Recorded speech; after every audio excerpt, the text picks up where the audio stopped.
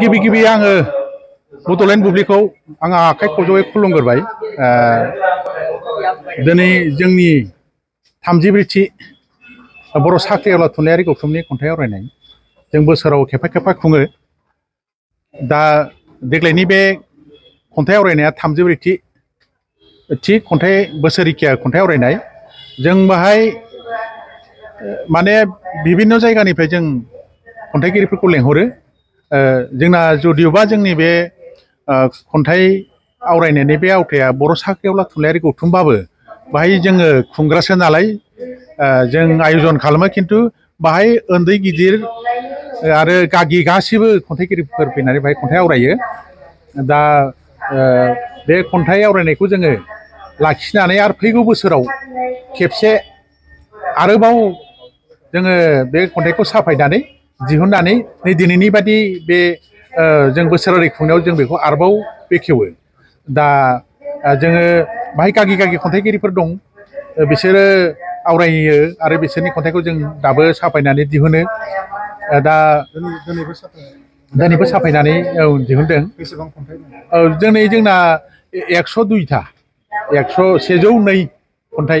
102 खन्थाइ जोङो दा बिजाबनि खन्थाइ माला बे मुखुबावनो जों आरो फिथिखा बे दानथामारि मोनसे लाइसि, बेबो जोंनिनो मोनसे जोंनि आफादानो बावबो जोङो दिनैबो दिहुनदों।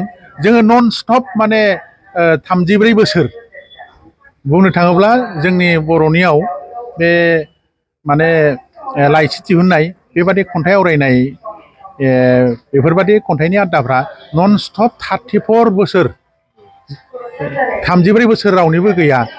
जोंनि बे नन स्टपथार जोङो माने जोंनि बे खन्थाइ बे आवथाया जोङो मास मोनसेयाव खेबनै, second Saturday fourth Saturday every second Saturday आरो फर्थ सेटारडे जों खन्थाइ आवरायो। बेखौनो आरो जों लेखा दिहुनफिनो।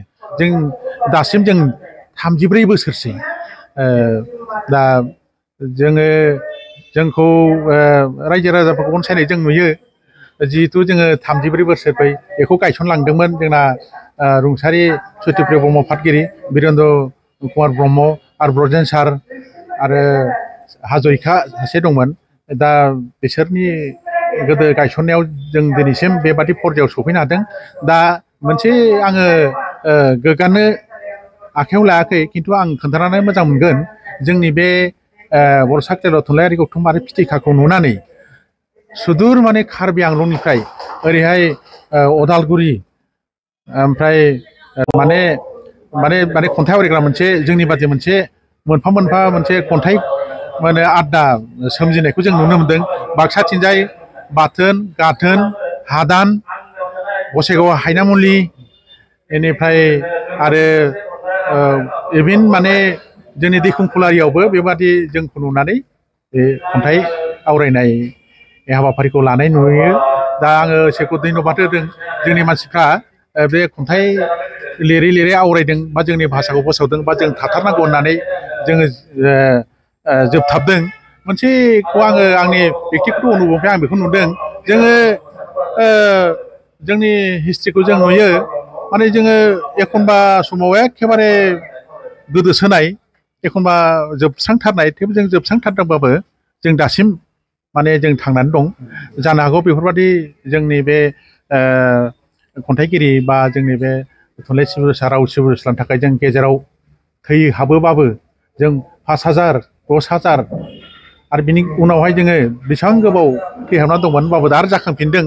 बे निस्सय इसोरनि आसिरबाद दं। जोंनि भाषाया निस्सय बिदिनो दावगालांबाय थागोन होननानै आं इसोरनि खाथियाव आरज गाबो। धन्यबाद।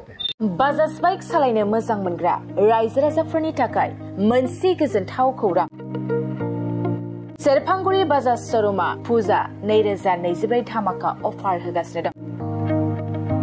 क'क्राझार जिल्ला सेरफांगुरियाव थानाय फुंखा एन्टारप्राइज बाजाज श'रुमा सेप्तेम्बरनिफ्राय 30 अक्ट'बर फुजा 2024 धामाका अफारनि खाबुफोर होगासिनो दं। नोंथांमोना सेरफांगुरियाव थानाय फुंखा एन्टारप्राइज बाजाज श'रुमाव खुंफुंजानाय फुजा धामाका अफाराव फैनानै नोंथांनि लुबैनाय बाजाजनि बाइकखौ लांफैनो हागोन। रायजो राजाफोरनो फुंखा एन्टारप्राइज बाजार शोरूमा लाबोनाय अफारफ्रानो जाबाय 5 litre petrol free pressure cooker free helmet एक्सचेन्जनि एभेलेबल लोगोसे केस होनानै बाइक बायगिरिफोरनो 1000 रां केसबेक हरफिननाय जागोन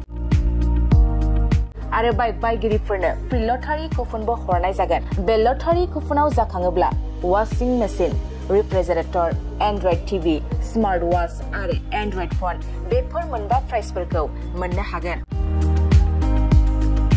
नोंथाङा आबुङै मिथिबावनो थाखाय 6003817191 9101598021 आरो 9101547892 जानबुं नाम्बाराव खौरां लाहरनो हागोन